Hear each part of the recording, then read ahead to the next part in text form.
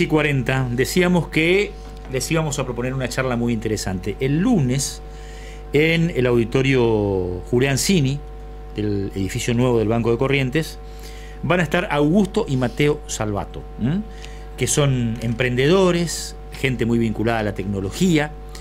Yo he escuchado y leído mucho de ellos, y la verdad es que les prometo que va a ser una charla interesante, porque en definitiva en este momento en donde todo el mundo está hablando de cómo sobrevivir, de cómo hacer para extender la utilidad de sus ingresos mensuales y poder seguir comprando en un país que tiene una inflación cada vez más alocada, hay gente que está trabajando por el futuro y que plantea que todavía las batallas son posibles en este país y con las condiciones que tiene. Augusto, ¿cómo te va? Mi nombre es Martín Varela, gracias por la gentileza de atendernos. ¿Qué tal, Martín? ¿Cómo estás? Por favor, un placer enorme charlar con ustedes, con todo el equipo. Un abrazo para todos. Contame un poquito, Augusto, ¿cuántos años tenés?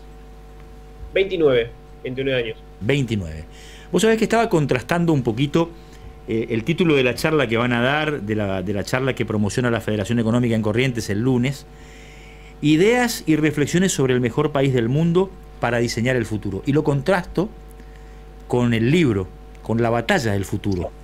Y da la sensación de que en estos dos títulos hay dos países, y estamos hablando del mismo país, ¿no? O sea, estamos hablando del país que ustedes se plantean como necesariamente el terreno en donde se tiene que dar una batalla cultural para diseñar un nuevo futuro, pero también donde hay ideas y reflexiones de un país que todavía se reconoce como un muy buen país para crecer. Sí, bueno, absolutamente. Nosotros un poco lo que tratamos de plantear es esa dicotomía que hay entre lo que muchas veces pasa cuando nosotros en el mismo día, en el mismo momento, quizá con un par de minutos o de horas de diferencia, nos planteamos que somos el mejor país del mundo porque ganamos un partido de fútbol o porque, no sé, vimos algo que nos gustó, y después de un rato ves una noticia que no te gusta o te agarra un corte de ruta o lo que sea, y somos un país, perdón por la palabra y por la hora, pero un país de mierda, que es el título que le pusimos al libro. Nuestro planteo es que no somos ni un país de mierda ni el mejor país del mundo, es decir, tenemos una gran oportunidad en términos de economía del conocimiento, de incorporación de tecnología en nuestros procesos productivos, de todo lo que tiene que ver con la agrotecnología, es decir, tecnología aplicada al campo argentino, y eso nos convierte en un país muy interesante de cara al futuro. Pero todo ese potencial no lo vamos a poder desarrollar si estamos permanentemente pensando que somos un país de mierda, un país de cuarto, un país de porquería o un lugar inviable en el mundo, ¿no? Ahora, Augusto, independientemente de los pensamientos, de la interpretación de cada uno que hace de este país, yo la semana anterior tenía una charla con un grupo de amigos que jugamos semanalmente al truco, y hay gente en ese grupo que tuvo la oportunidad de viajar mucho. No es mi caso, pero algunos decían, no, este país es un desastre, es una máquina de impedir, y otros decían, no, mira, yo viajé y viví en otros países y acá se vive bien a pesar de los problemas que tenemos en cuanto a una cantidad de cosas que tendrían que ser incorporados como, bueno, bienestar a la hora de calificar las actividades. Ahora, vos tuviste la oportunidad de viajar, de capacitarte, de recorrer el mundo, y contame un poquito cómo contrastás eso que te ha tocado observar en el resto del mundo con lo que en Argentina también en el último tiempo han sido máquinas de impedir, qué sé yo, para incorporar esto que decís, conocimiento, tecnología, innovación. ¿Cómo se hace para equilibrar las dos cosas y encontrar algo razonable? Bueno, está buenísimo. O sea, como vos decís, a mí me tocó vivir, principalmente estudiar y trabajar en países de América Latina y en países europeos. Estuve en Chile, en España, en Francia, en Estados Unidos. Y a partir de esa experiencia, uno quizá ve más en perspectiva lo que pasa en la Argentina con respecto a lo que sucede en el resto del mundo. Cuando nosotros vemos o decimos o creemos, por ejemplo, que nuestro país está viviendo un éxodo de personas que se van masivamente y que abandonan nuestro país para irse a vivir a otros lugares, eso es parte del terreno de lo que comúnmente se menciona, pero si vemos los números concretos, lo que vemos es que tenemos un país con saldo migratorio positivo, es decir, que entra más gente al país de la que se va, y que solamente el 3% de los argentinos viven afuera de la Argentina, mientras en el caso de otros países vecinos, como es el caso de Uruguay, el 18% de los uruguayos viven afuera del país. Por lo cual, algo nos está diciendo esto, que no es que hay un éxodo masivo, no es que digamos, es un país sin oportunidades, sino que está en un momento y está viviendo una situación económica muy complicada hace mucho tiempo, pero hay una capa del país que sigue siendo muy interesante. Y dentro de esa capa hay algunos valores que nosotros tratamos de destacar, de rescatar, que tienen que ver, por ejemplo, con la movilidad social ascendente como algo deseable a nivel sociedad. Es decir, hoy podríamos decir que estamos en un momento económico complicado, que la movilidad social ascendente es más complicada, pero eso a nosotros nos duele. Eso a nosotros no nos gusta, porque el modelo de sociedad al que nosotros apuntamos como país es una sociedad donde el hijo del chofer mañana puede tener un auto o puede él mismo tener un chofer. Esa sociedad a la que nosotros apuntamos tiene que ver con características propias de cómo se fue desarrollando la argentinidad o cómo es la Argentina que nosotros creemos y queremos de cara al futuro. Y eso no está presente en todos los países de América Latina. Te diría que está presente en muy pocos países de América Latina. Entonces ahí hay un montón de valores interesantes de la Argentina que a nosotros nos gusta rescatar. Valores que tienen que ver, por ejemplo, con ni hablar de lo que tiene que ver con la salud pública y la educación pública, que desde luego tienen que mejorar, porque si no estaría todo perfecto y estaríamos todos viviendo muy bien, pero que son valores que están presentes en la idea de la argentinidad desde hace mucho. Y eso nos hace un país muy interesante. Somos un país con grandes oportunidades y con muchos problemas. Yo ya cierro, ¿no? Pero yo tengo 29 años y los 10 años que pasé en el mercado laboral, digamos, 10, 11 años, fueron años de estancamiento a nivel país. O sea, yo nunca estuve trabajando en un país que estuviera creciendo. Entonces es lógico que haya toda una generación desesperanzada, desmotivada o que cree que esto nunca va a cambiar. Pero la realidad es que si uno se pone a estudiar aquellas pequeñas cosas que están yendo por debajo, que no tienen tanta prensa, que no se ven tanto, hay un potencial enorme para el desarrollo de la Argentina. Augusto, buen día, te saluda Diego Romero. Muchas cosas en todo lo que dijiste recién y parte ya la contestaste de mis dudas. Digo, ¿cuál es el diagnóstico entonces de esta sociedad? Y hablaste también de esa capa de ciudadanía, de ciudadanos, mejor dicho, que tiene esa perspectiva. ¿Y dónde está anclada esa capa de ciudadanos para tener ese objetivo todavía de la Argentina con la movilidad social ascendente, en momentos en que se cuestiona precisamente esa condición desde el Estado y también desde otros sectores? ¿Cómo está parada la Argentina de cara en medio, mejor dicho, de esta crisis que aquellos que la vivimos y creemos en esa sociedad, en esa movilidad social, digamos, está cuestionada y se viene a pique en no sé, el día de diciembre, el 11 o la semana que viene? ¿Qué tal, Diego? ¿Cómo estás? Bueno, un abrazo y gracias por la pregunta. Mirá, te lo contesto de esta manera. Estos días estuvo dando vueltas por redes sociales y por grupos de WhatsApp una foto de la tapa del diario Clarín de una tapa de junio de 1989. Sí. Y los temas que estaban en los títulos, los diferentes temas que estaban en esa tapa, tenían que ver con la indexación de los alquileres, tema que se discutió en el Congreso hace 2 días, sí. Con los saqueos que había habido en junio del 89 y cómo se estaba tratando de buscar a los culpables o los responsables de esos saqueos. Tenían que ver con la indexación de la canasta básica familiar, o sea, esta idea de poner cierto tope a los aumentos de productos por la inflación que estaba muy alta. Seguro. Entonces, si nosotros miramos esos temas que se vienen discutiendo en la Argentina hace 35 años, casi de forma circular, es decir, discutiendo siempre alrededor de lo mismo, porque si nos vamos al 2001, vamos a hablar de saqueos, vamos a hablar del dólar, vamos a hablar del Fondo Monetario. Entonces, todos esos temas sobre los cuales venimos discutiendo nos encierran en una dinámica de estar casi obsesionados con el presente, al cual le tenemos que prestar atención, porque es lo que a la gente le importa, ir a comprar y ver que el producto que quiere poner en el chango está un 25 o un 30% más caro que la semana pasada. Entonces, no digo que no sea importante. Lo que digo es que eso a veces nos tapa o nos impide ver un montón de otras cosas que están pasando, no solo en la Argentina, sino que en el mundo, y que pueden ser una oportunidad para que nos desarrollemos mucho más como país. Hace 2 semanas o menos, la semana pasada, Gabriel Rabinovich, que es un bioquímico argentino, presentó una empresa llamada Galtec, que trabaja con una proteína que fue descubierta por su equipo, que se llama Galectina 1, y que tiene un rol muy importante en lo que son los tratamientos para el cáncer y las enfermedades autoinmunes. O sea, esto es un descubrimiento argentino que se está trabajando y se está exportando ese conocimiento hacia el mundo, y que fue descubierto en los últimos 10 años, que ese equipo viene trabajando.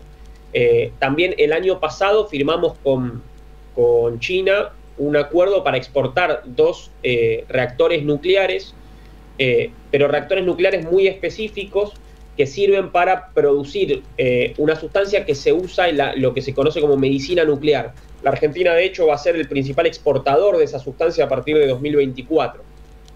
Y por otro lado, también el año pasado empezamos a partir de un trabajo que se viene haciendo hace mucho, ¿no? Empezamos a exportar imágenes satelitales, pues somos de los países latinoamericanos con mayor presencia en el espacio. Entonces empezamos a exportar imágenes satelitales a Asia y a África.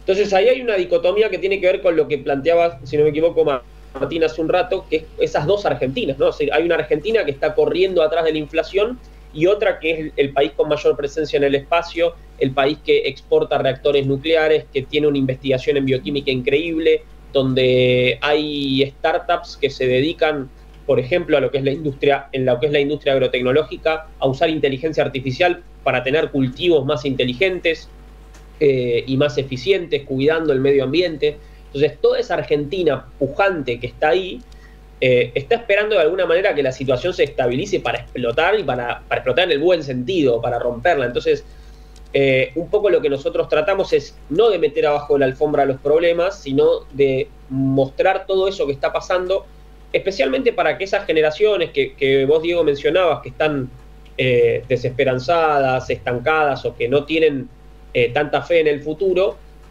tengan ahí un eje para, como vos decías, para anclarse y para motivarse de cara al futuro, porque esa es la única forma en la que la Argentina va a salir adelante. Si mira justamente, valga la redundancia, para adelante, hacia el futuro, y no estamos todo el tiempo obsesionados en el presente, que efectivamente es tan doloroso y a veces problemático. Augusto, tanto vos como tu hermano, Mateo es tu hermano, ¿no? Sí. Eso dicen. Bueno, ponen mucho esfuerzo en decir, hay muchos emprendedores y hay que rescatarlos.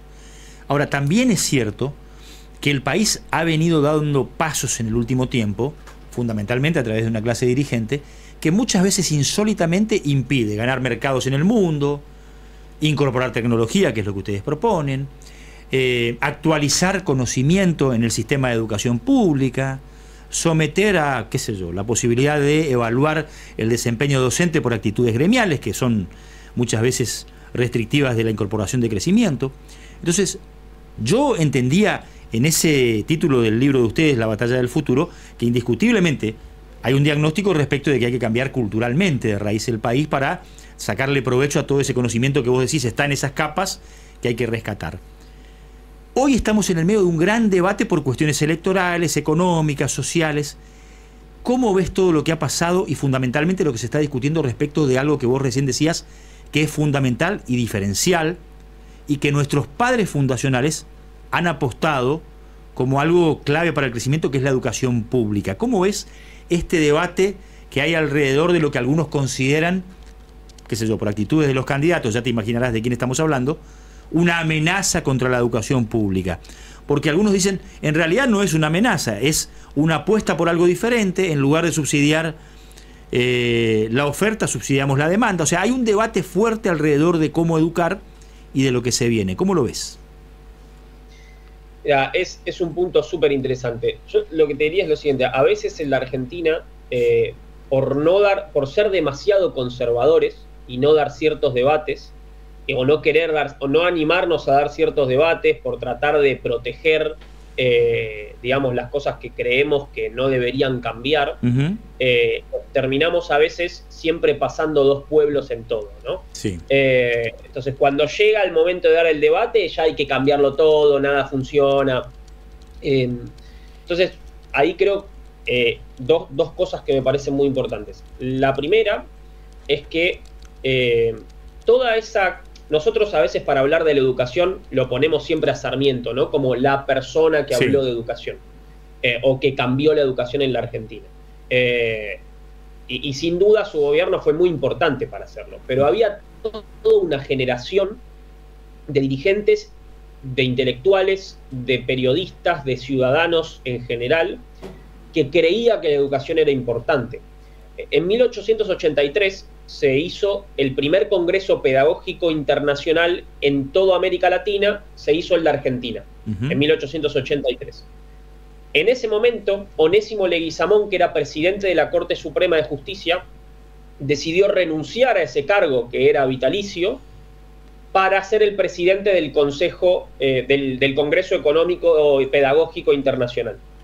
O sea, él que entendía que iba a poder servir mejor al país, no estando en ese cargo en la Corte Suprema, sino conduciendo ese congreso pedagógico, porque entendía que la educación era el futuro.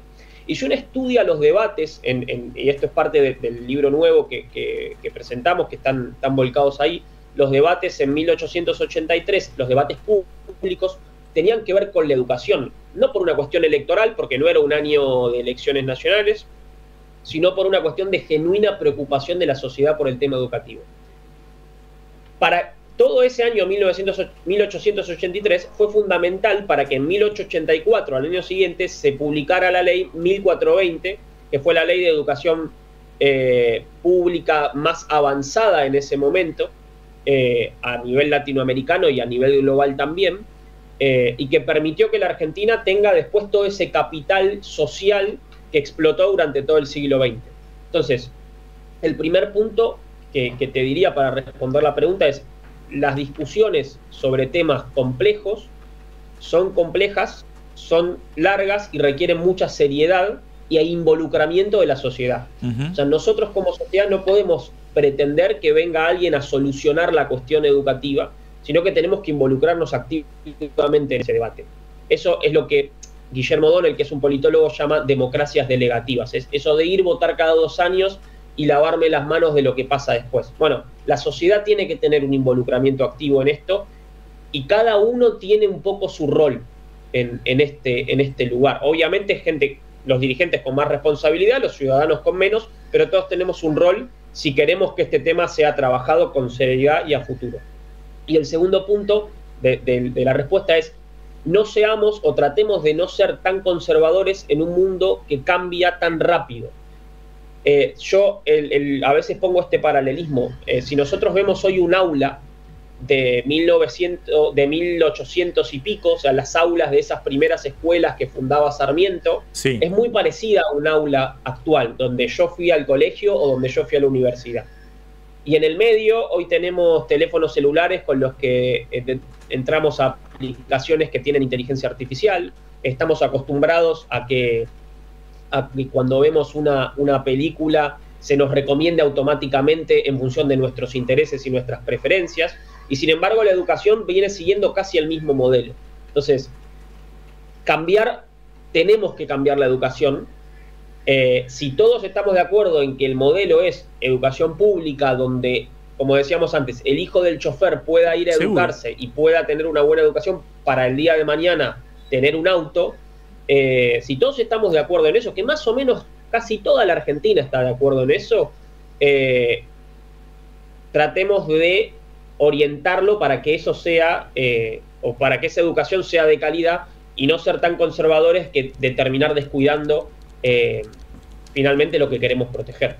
Augusto, te agradezco mucho los minutos, que pases bárbaro en Corrientes, va a haber mucha gente interesada en escucharlos el lunes, una interesante iniciativa de la Federación Económica y la posibilidad de escuchar a quienes muchas veces son considerados aves raris en este momento, que es el escenario de los emprendedores. Así que te deseo lo mejor y ojalá podamos repetir una charla a futuro donde tengamos un poquito más de tiempo y seguir hablando de la Argentina que queremos construir.